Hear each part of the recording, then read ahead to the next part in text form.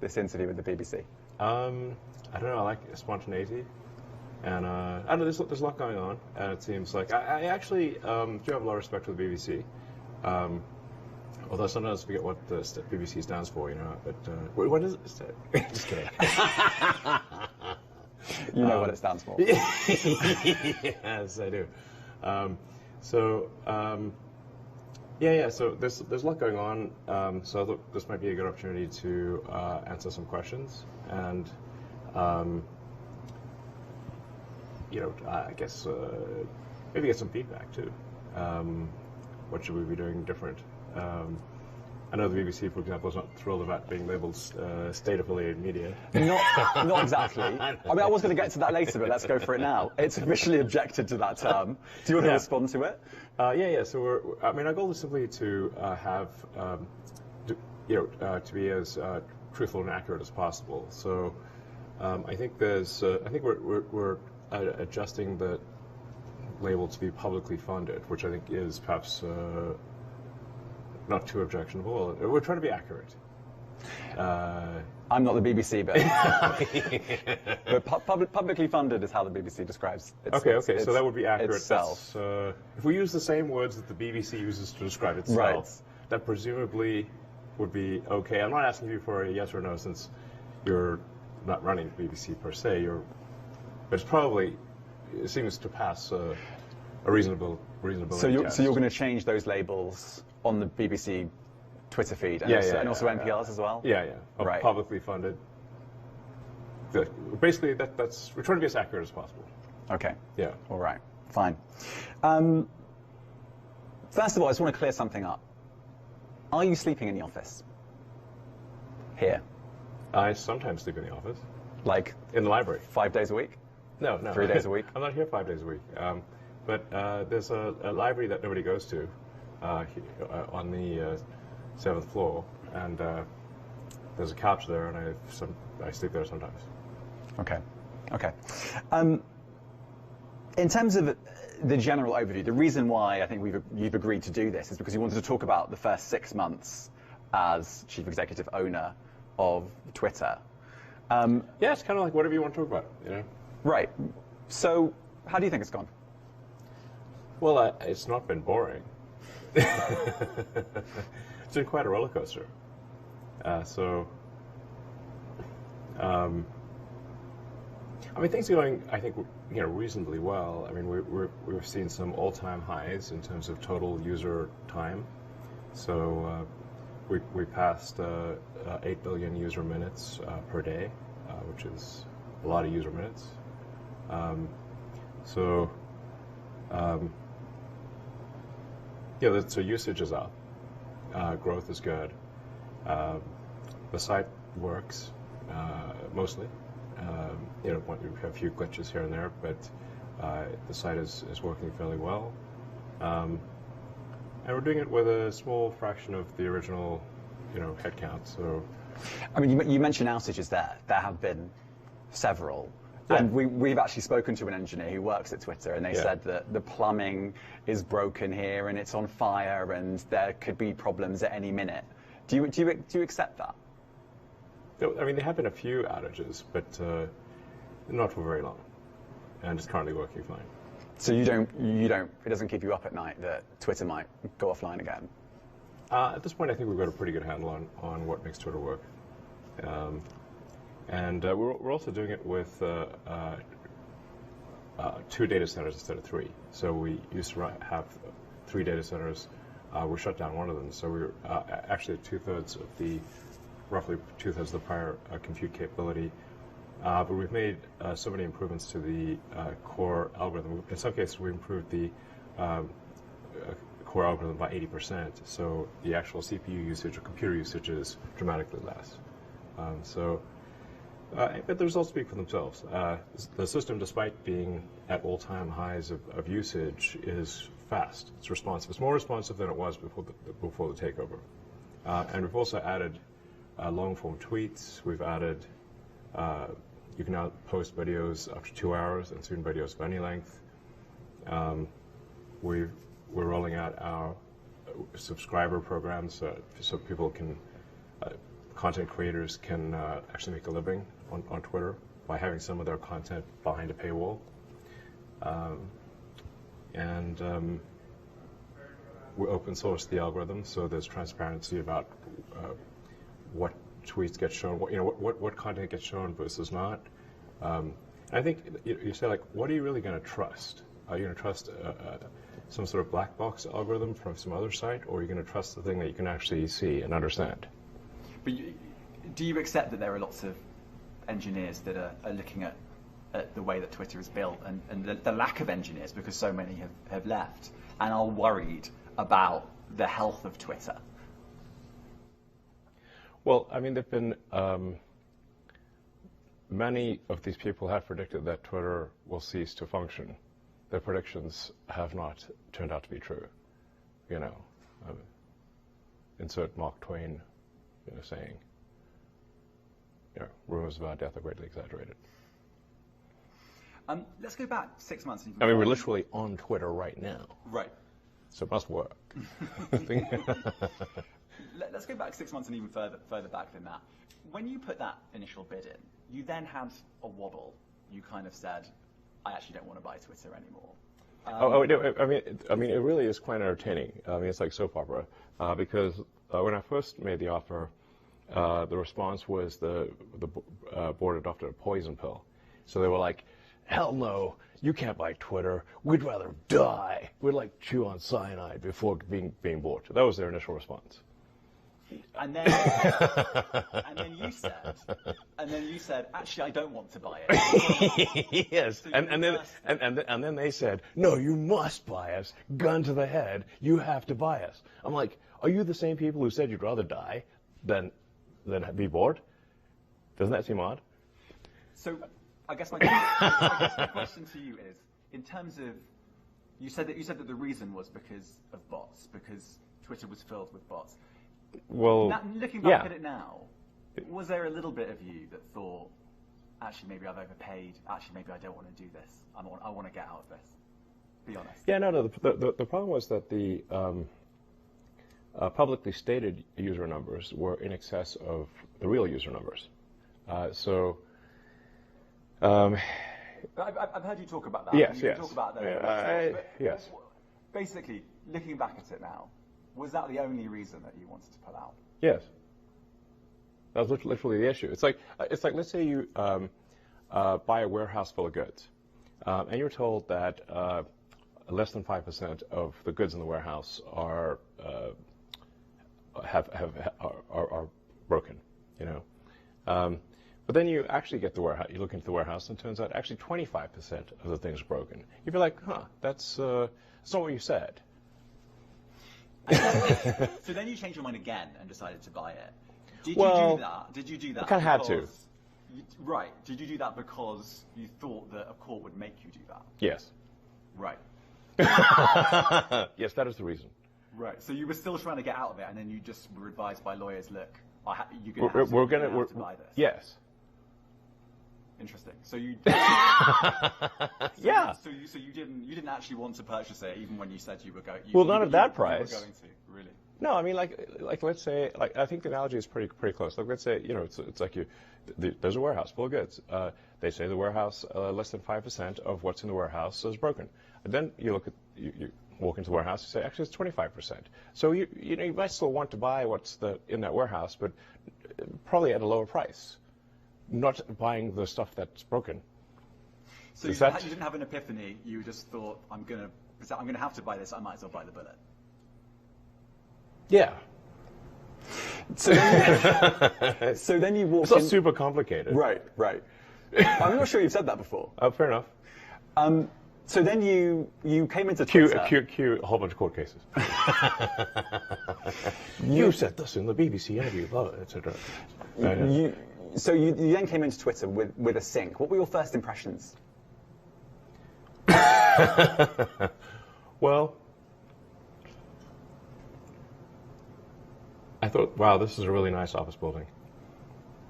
And expensive. Yes, a very expensive office building. Great decor.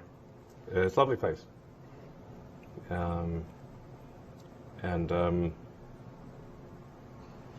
I mean, and definitely is spending money like it's going out of fashion, which it isn't quite going out of fashion yet. So, no, I mean, the gravity of the situation is perhaps not well understood. At the point at which the company, the transaction closed, Twitter was tracking to lose over $3 billion a year. And had $1 billion in the bank. So that's 4 months to death. So this is your starting position. How would you feel? Pretty intense, you know. You also had to borrow quite a lot of money and pay interest on that too. Well, that's part of why it was the $3 billion run rate. So, in rough numbers, a normal year, Twitter would do, let's say, $4.5 billion in revenue, $4.5 billion in cost. I mean, it was really kind of like a non-profit. They'd run it at roughly break even. Now, but that's not bankruptcy. You're not saving that company from bankruptcy. No, it's breaking even. But then the issue is that if you then add $1.5 billion in debt servicing and have a massive drop in revenue, which we did, which was partly cyclic and partly political concerns and whatever. So revenue, call it dropped by over a third. It's not, and this is not just Twitter. Facebook and Google have also seen some significant advertising revenue declines. It's been a little higher at Twitter, but most of the advertisers are coming back. So I think we'll be back where there's a cyclic demand drop, which is still pretty significant. But in rough numbers, revenue dropped from $4.5 billion to $3 billion, and expenses went from $4.5 billion to $6 billion, creating a $3 billion negative cash flow situation, and Twitter having $1 billion in the bank. That's 4 months to live. So unless drastic action was taken immediately, this company's going to die and be owned by banks. Let's talk about that drastic action, because almost immediately you sacked a lot of Twitter workers. Yeah. And I spoke to them. It was very easy to speak to them when it happened. And the way they said, pretty much everyone said, is that it felt quite haphazard. It was. And it felt a little bit uncaring. I wouldn't say uncaring. The issue is like the company's either going to go bankrupt, or if we do not cut costs immediately, this is not a caring, uncaring situation. It's like if the whole ship sinks, then nobody's got a job. Right. Yeah. But a lot of people just lost their jobs like that. And they weren't. They didn't even know they'd lost their jobs often. They just were just so let me frozen out ask of you, their accounts. what would you do? Well, you might want to give someone some notice. I mean, you might. By the way, I'm not running Twitter, but I know, but this is the criticism, and this is what staff members say. A little bit of notice, No, I understand. You have 4 months to live. 120 days. In 120 days, you're dead. So what do you want to do? How much are you worth? I don't know. But we're talking about around the $200 billion mark. I mean, it's not quite. You're framing it in a way that that it had a few months to live. You're quite a rich man. I sold a lot of Tesla stock to close this deal. I did not want to sell the Tesla stock. Okay.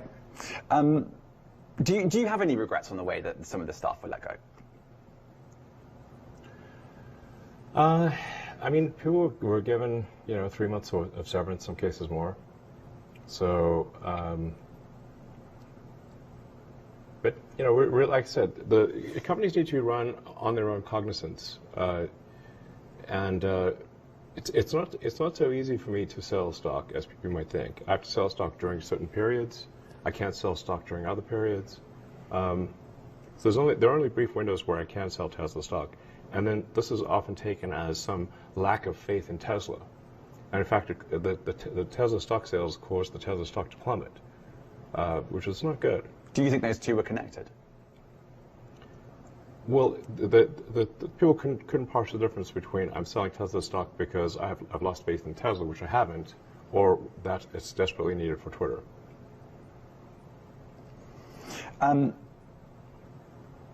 Okay, and then after that, after you let go of a lot of staff, obviously Twitter became slimmed down a lot, and then you started making some more policy decisions. One of those policy decisions was to bring Donald Trump back He hasn't actually tweeted yet. Right. Do you expect him to come back at any point? Like, have you spoken to him? I haven't spoken to him. I don't know. He may or may not come back. But the point is that Twitter should be a town square that gives equal voice to the whole country and ideally the whole world. It should not be a partisan politics, and the more of a partisan politics that are on the very far left of the spectrum. San Francisco, Berkeley politics normally is quite niche, but if Twitter effectively acted as a megaphone for very niche regional politics and megaphone that to the world. So, in order for something to serve as a digital town square, it must serve all people from all political persuasions, provided it's legal. Close to half the country voted for Trump. I wasn't one of them. I voted for Biden. But nonetheless, free speech is meaningless unless you allow people you don't like to say things you don't like. Otherwise, it's irrelevant. And if at the point at which you lose free speech, it doesn't come back. I think the issue some people have is that a lot of people were brought back. I mean, some people were brought back who were previously banned for spreading things like QAnon conspiracies. You have people like Andrew Tate who were brought back, who were previously banned for things like hate speech. Do you think you prioritize freedom of speech over misinformation and hate speech? Well, who's to say that something is misinformation? Who's the arbiter of that? Is it the BBC? You're literally asking me? Yes. Well, no, you are the arbiter on Twitter, because you own Twitter. Yes, I'm saying, who is to say that one person's misinformation is another person's information?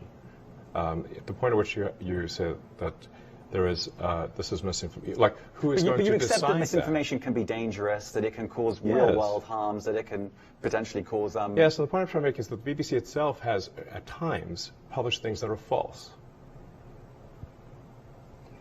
Do you agree that that has occurred? I'm quite sure the BBC have said things before that turn out to not be true. Correct. In its, whatever it is, 100-year history, I'm quite sure. Yes. Even if you aspire to be accurate, there are times when you will not be. Right, and I think in the grand scheme of things, the BBC does aspire to be accurate. But you accept there has to be a line in terms of hate speech. I mean, you're not looking at total 100% unrestricted speech.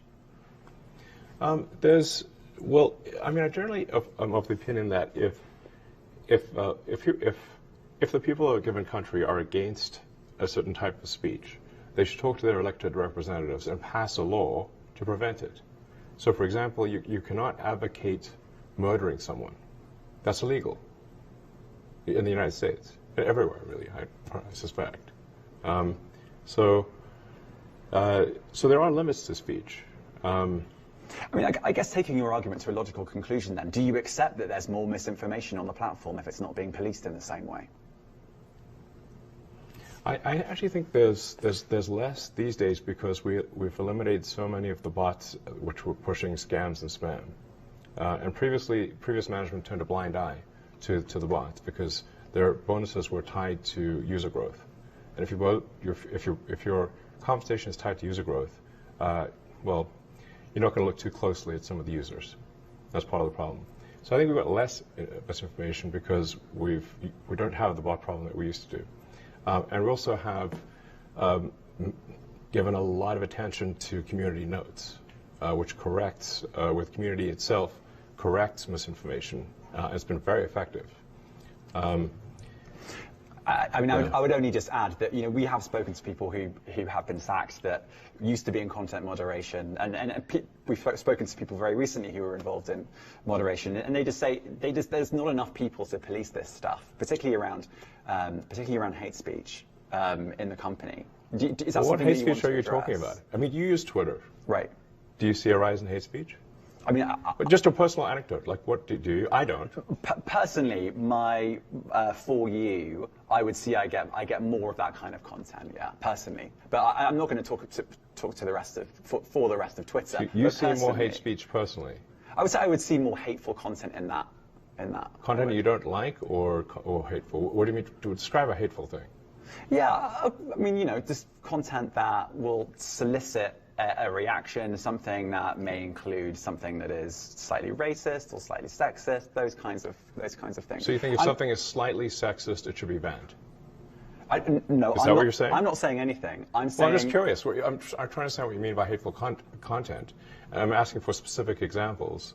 And you just said that if something is slightly sexist, that's hateful content. Does that mean that it should be banned? Well, you've asked me whether my feed, whether it's got less or more. I'd say it's got slightly more. That's why I'm asking for examples. Can you name one example? I honestly don't use. Honestly, I you don't. Can't name a single example. I'll tell you why. Because I don't actually use that for you feed anymore. Because I just don't particularly like it. But you and said actually, a lot of people are quite similar. I only look at hang on a second. You said you've seen more feed. hateful content, but you can't name a single example, not even one. I'm not sure I've used that feed for the last 3 or 4 weeks. And then how did you see the hateful content? Because I've been using Twitter since you've taken it over for the last 6 months. Okay, so then you must have at some point seen for you hateful content. I'm asking for one example. Right. And you can't give a single one. And I'm saying then I say, sir, that you don't know what you're talking about. Really? Yes, because you can't give me a single example of hateful content, not even one tweet, and yet you claimed that the hateful content was high. Well, that's a false. No, what I claimed. You just lied. What I claimed was.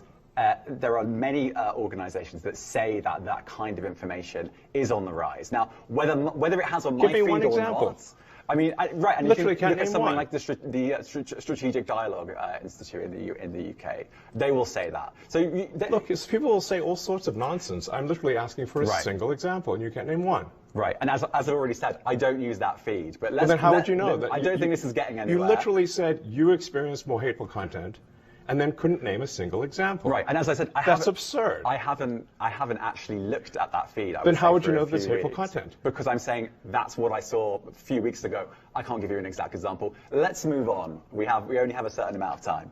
COVID misinformation.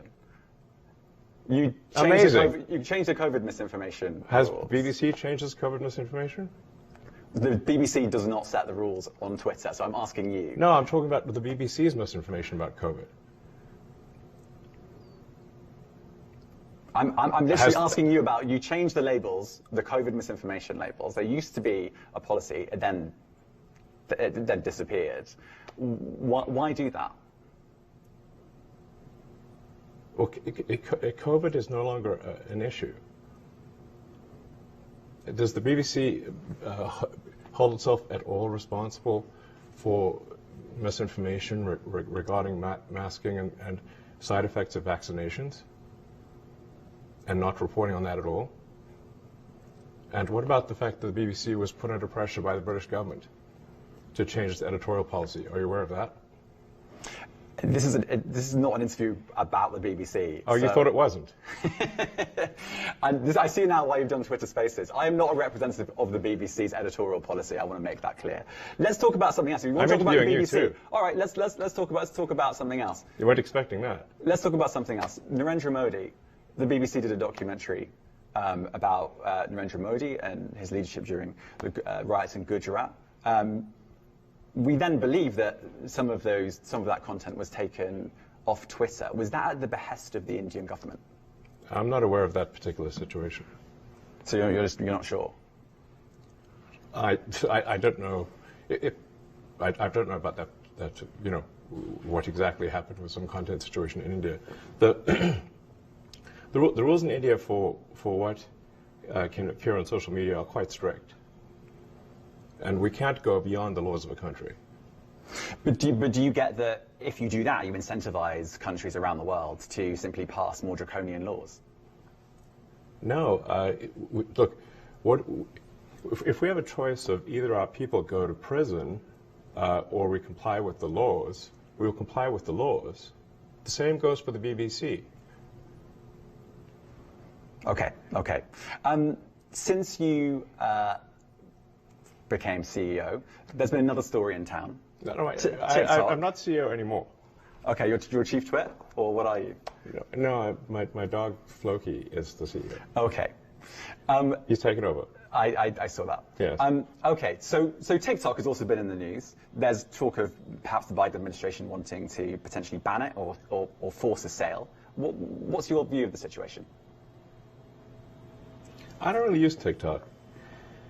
I mean, one of the reasons that I emphasize that that our goal here at Twitter is to maximize unregretted user minutes or unregretted user time is that I hear many people tell me they spent a lot of time on TikTok, but they regret the time spent. And that seems like, okay, well, we don't want to have regretted time. We want the time to be unregretted, where you learned things, you were entertained, amused. I mean, frankly, I get more laughs out of Twitter than anything else, and many people tell me the same thing. So that's a good sign. For TikTok itself, like I said, I just don't know enough about what's going on there. I can't say I have a strong opinion on TikTok. So you don't have an opinion on whether it should be banned or not? You know, I'm generally against banning things. So I probably not be in favor. I mean, it would help Twitter, I suppose, if TikTok was banned, because then people would spend more time on Twitter and less time on TikTok. But even though that would be even if it would help Twitter, I would be generally against banning of things. Okay.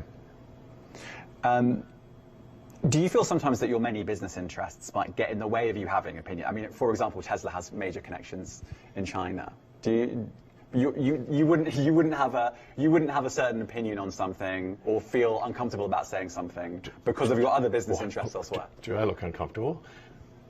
Actually, I do. I look uncomfortable. Yeah, I mean, Tesla's got activities around the world, and so does SpaceX.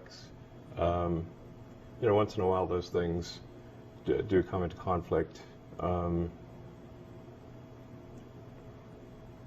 But it's not like Twitter's like, you know, operates in China. It doesn't. It was banned in China. So, and certainly I've received no communication whatsoever from the Chinese government with regard to Twitter. Okay. In terms of advertising, obviously Twitter's not a private company anymore, so we don't really know how it's all going. Have all the advertisers come back? Not all, but most. And I mean, you can see it for yourself on Twitter, even in the For You feed. Right. I mean, in the following. In the following Actually, feed. don't use For You because it sucks. Right. Filled with hate speech, I'm told. That's not what I said. Okay, fine. Well, why don't you use For You? What's wrong with it? How is it going? Is Twitter in profit now? No, Twitter is rough. I'd say we're roughly break even at this point. And I think you've said before you see a world where you could be in profit. Is there a timeline on that, do you think?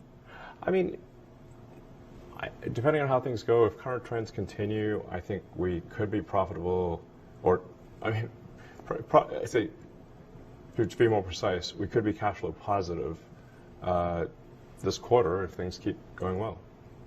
This quarter, as soon as that? Possibly, yeah. Wow. And do you have a message for the advertisers? I mean, can you say which advertisers haven't come back? I think almost all of them have either come back or said they're going to come back. There are very few exceptions. Can you say any of the exceptions? I actually don't know of anyone who said definitively they're not coming back. They're all sort of trending towards coming back. But there are some that just haven't. Jump in, the water's warm. It's great. That's your message to the advertisers they haven't come back. Yeah, I mean, look, you know, if Disney feels comfortable advertising, you know, children's movies, and Apple feels comfortable advertising iPhones, those are good indicators that Twitter is a good place to advertise. I want to talk about if you have any regrets, and you know, I think you were booed at a Dave Chappelle concert. I think your own lawyer said a little. Well, some say a little, some say a bit more. I think your own lawyer said you couldn't get a fair trial in San Francisco because there are lots of people that don't necessarily like you here. Yeah, but I have to say I was wrong. He was wrong, I guess. Because I was acquitted by the San Francisco jury unanimously. So. Yeah. But I guess. But look, do you have any regrets buying Twitter? I think it was something that needed to be done. I mean, you said it's earlier quite difficult, you know. I'd say that the pain level of Twitter has been extremely high. This hasn't been some sort of party, so it's been really quite a stressful situation, for the last several months. Not an easy one. But apart from the pain, I mean, so it's been quite painful. But I think at the end of the day, it should have been done. I think. Were there many mistakes made along the way? Of course, but all's well that ends well, and so I feel like we're headed to a good place. We're roughly break even. I think we're trending towards being cash flow positive very soon, like literally in a matter of months. The advertisers are returning. I think the quality of recommended tweets has improved significantly, and we've taken a lot of feedback from people that have looked at the open source recommendation algorithm, and we've made a lot of improvements even since that was made open source, and we're going to keep doing that. So overall, I think the trend is very good. So, I mean, it was actually something I was going to ask you. You mentioned the pain, but you actually tweeted. I think in February you said the last 3 months have been extremely tough. I wouldn't wish that pain on anyone. Are you talking emotionally there? I mean, yeah. Can you explain? I wasn't stabbed or anything. Right. Like some people around here, it's just dangerous neck of the woods we're in. It is, or it can be. But can you just talk me through the emotional strain of this? Yeah, I mean, look, I've been under constant attack. I mean, it's not like I, have a stone cold heart or something like that. If you're under constant criticism and attack, and then that gets fed to you nonstop, including through Twitter, it's rough. Now, at the end of the day, I kind of think that if you do lose your feedback loop, that's actually not good. So I think it is actually important to get negative feedback. I don't turn replies off, and I actually I removed my entire block list, so I don't block anyone either. So somebody can, so I get a lot of negative feedback. But I think it's actually good to get negative feedback. Right. When you talk about the emotional strain, you've gone back to feedback. Is that the thing that's been most difficult to take, the sort of negative feedback?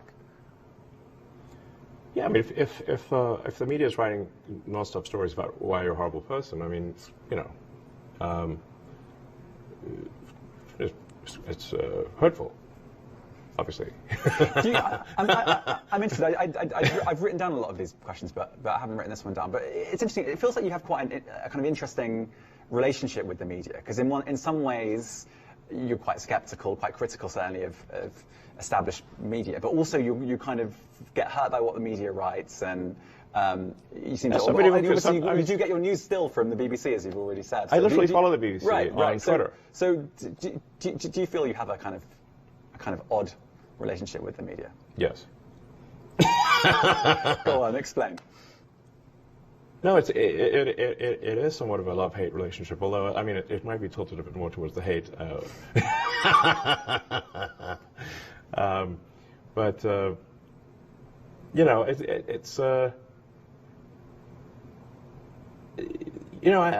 think this is sort of part and parcel of having a free media situation, which is that I do take heart in that the media is actually able to trash me on a regular basis in the United States and the UK and whatnot, whereas in a lot of other places the media cannot say mean things to powerful people.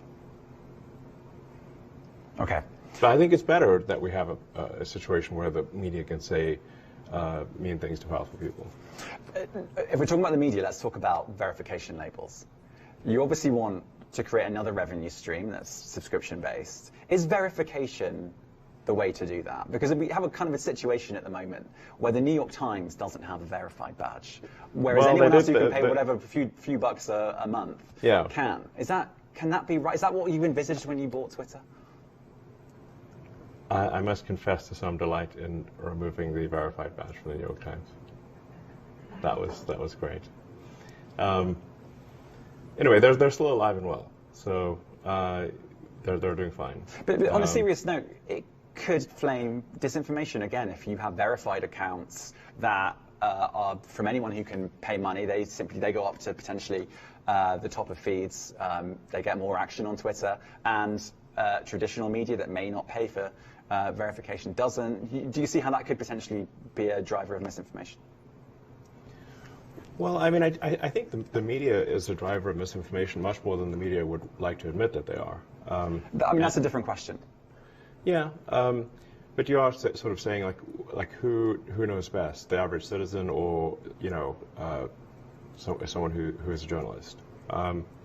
And I think in a lot of cases it is the average citizen that knows more than the journalist. In fact, I mean, very often when I see an article about something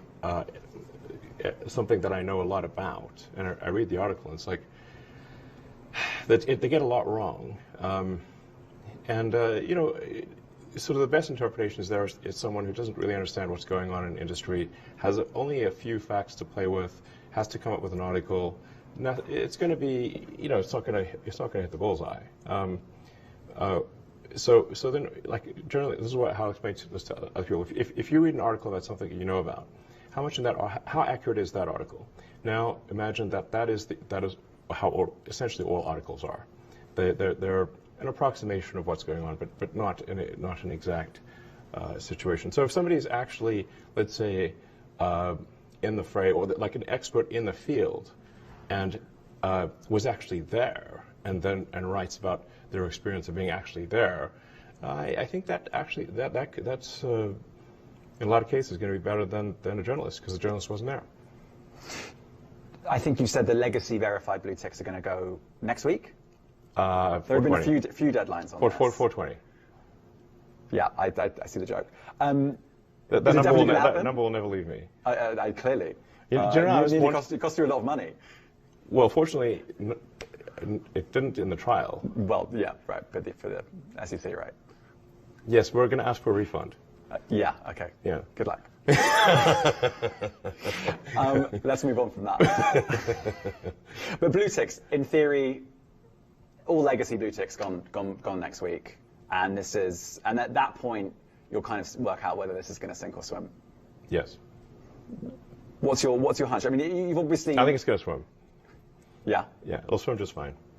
Okay. What are you looking for in terms of a revenue stream on that? What are your goals? Well, I don't know if it's like necessarily a giant revenue stream. Because even if you have sort of 1 million people that are subscribed for, let's say, $100 a year ish, that's $100 million. And that's a fairly small revenue stream relative to advertising. But what we're really trying to do here with verification is to massively raise the cost of disinformation and bots in general. So my prediction is that any social media company that does not insist on paid verification will simply be overwhelmed by advanced AI bots. I mean, ChatGPT is essentially a zillion instances of ChatGPT. How would you even know? Is that really what you want on the platform? Do you want big news organizations being overwhelmed by bots so that they have to pay you some money? No, the point is that you won't be. If you pay. But a lot of organizations have already said they're not going to pay, like the New York Times. Well, then, that's up to them if they, can make them pay. It's a small amount of money, so I don't know what their problem is. But we're going to treat everyone equally. So what we're not going to do is say that there's some anointed class of journalists who are the special ones who get to tell everyone what they should think. That it should be up to the people what they think. And even if an article is completely accurate and comprehensive and everything, there's still, in writing that article, the media is choosing the narrative. They're deciding what to write an article about. So I'm hopeful that this can be more a case of the public choosing the narrative, as opposed to the media choosing the narrative. But the media can choose the narrative, at least a combination of the media and the public choosing the narrative. And the public getting to weigh in on stories if they think that they should add something to it, or we got something wrong. And over time, I think if Twitter is the best source of truth, it will succeed. And if we are not the best source of truth, we will fail. Someone comes in and offers you $44 billion for Twitter right now. Would you take it? No. Would you consider it? No. Why? Well, I take it back. It depends on who. I suppose if I was confident that they would pursue, they would rigorously pursue the truth, then I guess I would be glad to hand it off to someone else. I don't care about the money really, but I do want to have some source of truth that I can count on, and I hope that's our aspiration with Twitter, is to have a source of truth that you can count on. It's also real time. It's an immediate source of truth that you can count on, and that gets more accurate with time as people comment on a particular thing. Well, if you don't care about the money, you could just give it to someone that you think is a good person to run Twitter. Who do you think that might be? I'm not the boss of Twitter. No, but you might still have an idea. Who could run Twitter? Yes. Honestly, I have no idea who could run Twitter. Yeah, it's a hard job. Okay, let's move on to. You said that you were going to stand down I already have. chief executive, right?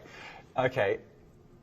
I keep telling you, I'm not the CEO of Twitter. My dog is the CEO of Twitter. Okay. Have you got any? He's a great dog. Other than the dog. He's very alert, and it's hard to get anything by him. Okay, that's good to know. Other than the dog, have you got any successes in mind? He's got a black turtleneck. I mean, what more do you need? Okay. All right. We're going down that route. Steve Jobs or Elizabeth Holmes are you making reference to? I guess more Elizabeth Holmes. Okay. I've forgotten the question now. He's got a husky voice and a black turtleneck. Problem solved. What were we talking about there? Who would you want? Have you got a successor in mind? Not yet. Hopefully at some point. Right. So, because you did say you were going to stand down. Well, I did stand down. Okay. All right, let's move on from that then. All right. What about this office? I'm intrigued about this office. You said it was expensive. You don't really need a CEO. Yeah? Yeah. Why can't we be an anarcho-syndicalist commune? I think Jack Dorsey kind of recommended doing that, and you kind of ignored it. Yeah, it was kind of that, actually. This office, are you thinking about moving out of San Francisco?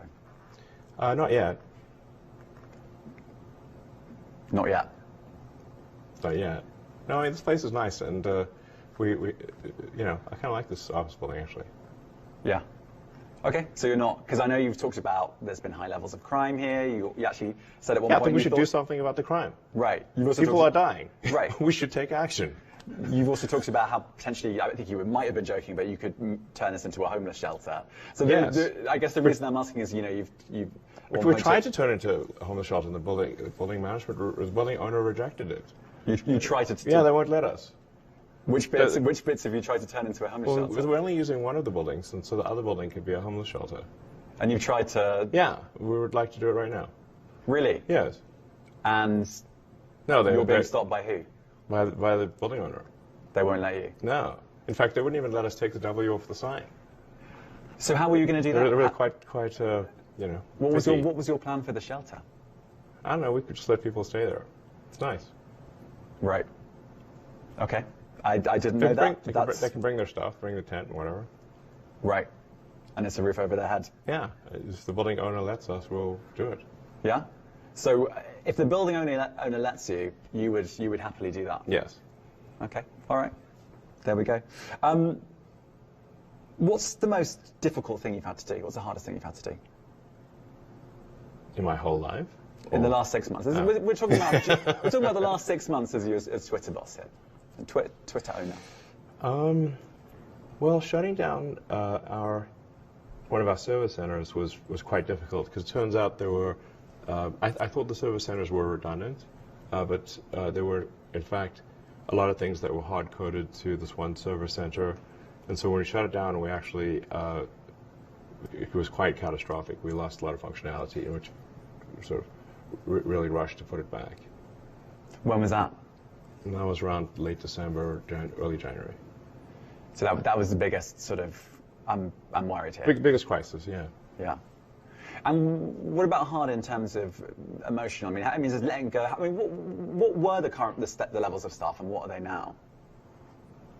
I think we're around 1,500 people at this point, and there was, I think, 7,800. What was that? Sorry? I think it was around just under 8,000, and 8, we're about 1,500 right now. Okay. And has it been hard letting that many people go? Yeah. Not fun at all. It's painful. I mean, I guess in what way do you feel like you need to speak to people when they leave, or? I mean, it's not physically possible to speak to that many people. Has that? I mean, you talked about that being the most technical bit. Has that been sort of the hardest thing emotionally, or is it? It's one of the hardest things, certainly. Yeah. Yeah. The Nancy Pelosi tweet. Leave it alone. Jesus. But there have been. That is an example of a few. There have been others. Do you feel like you're an impulsive person? I mean, have I shot myself in the foot with tweets multiple times? Yes. Do you feel like? I need bulletproof shoes at this point. You've definitely done that. The issue is that you're now a Twitter owner. Do you feel like you should look at your tweets more? You have a higher responsibility when you tweet something out for it to be accurate? I think I should not tweet after 3 a.m. That's the rule. Yeah, well, maybe 2 a.m. That's the new rule. Yeah, something like that. Okay, so there's a blanket ban. I shouldn't.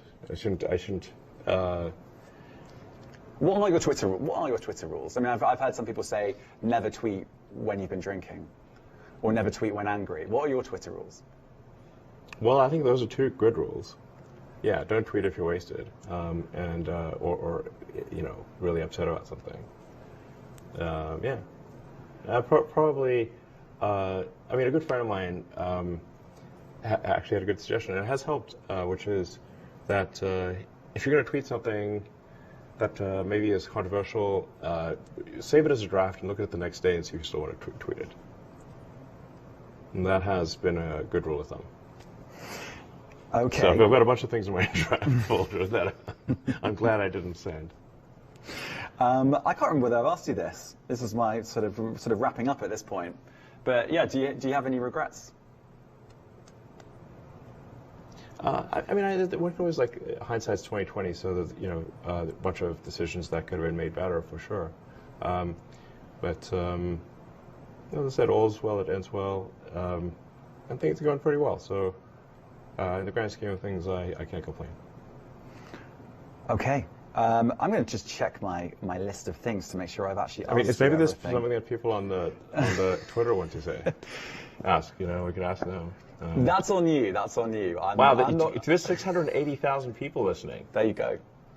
That's a lot. That is a lot. Let's see. How do we see? Okay. Let me see who. I'll just look at my tweet and see what people are saying or what questions they have.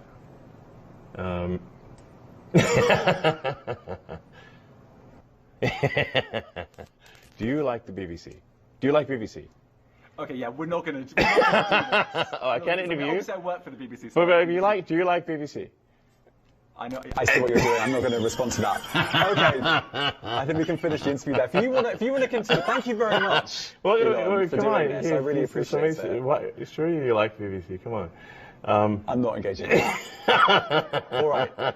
Elon, it honestly has been a pleasure talking to you. It really has. And if you want to carry on answering questions on this, then go for it. But I'm not going to. Okay. Well, I'm just trying to see if there's like any good. There's a lot of comments here. I can imagine.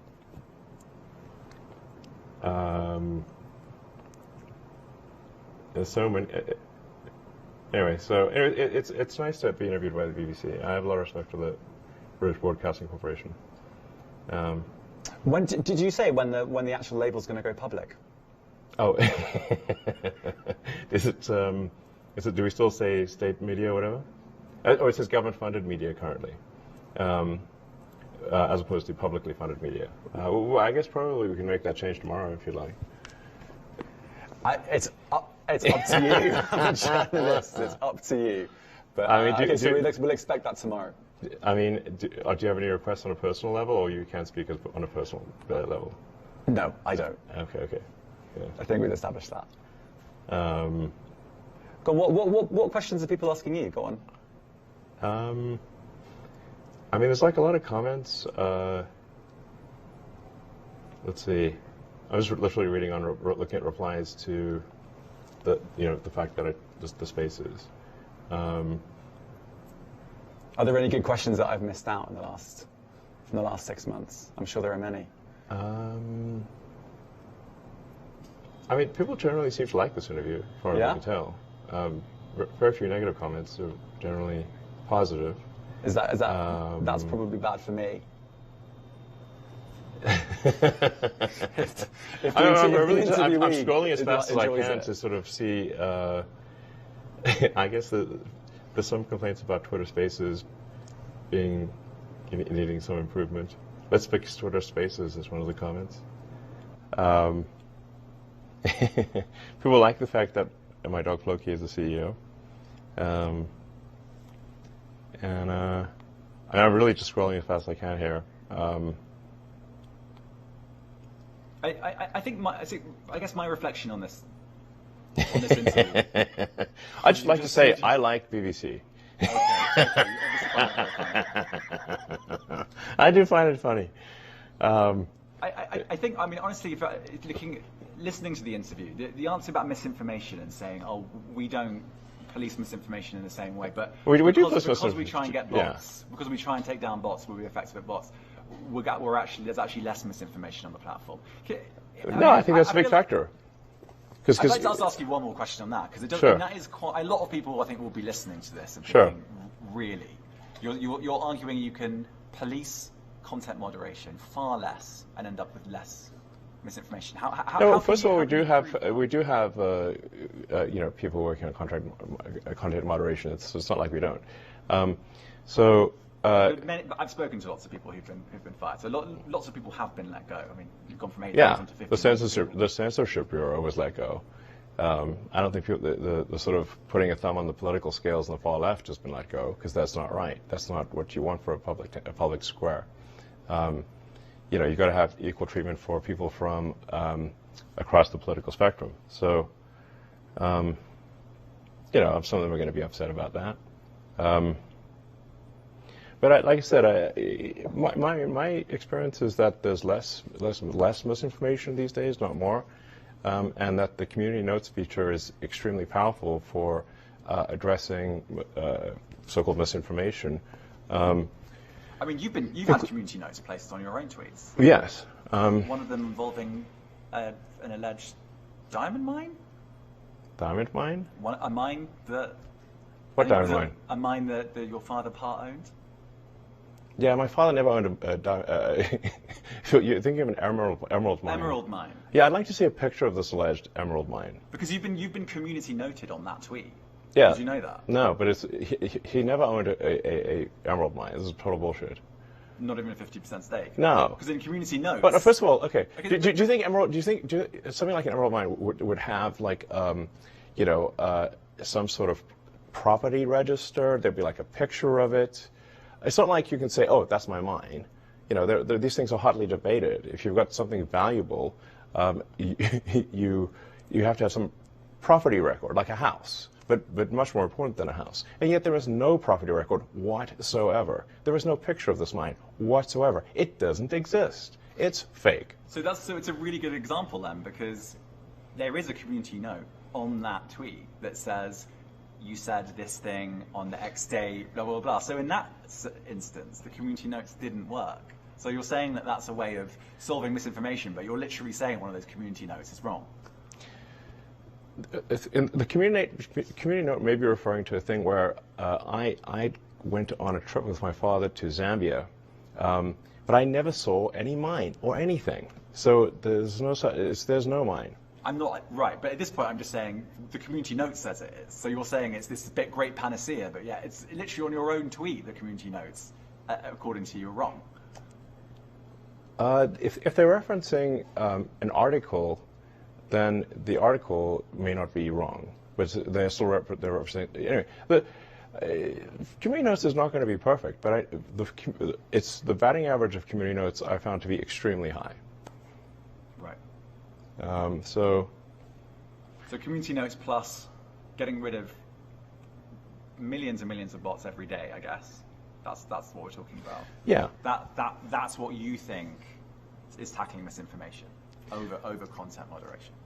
And I think that's the bit that a lot of people will go, really? Really? Yes, really. Look, the acid test is people use the system and find it to be a good source of truth, or they don't.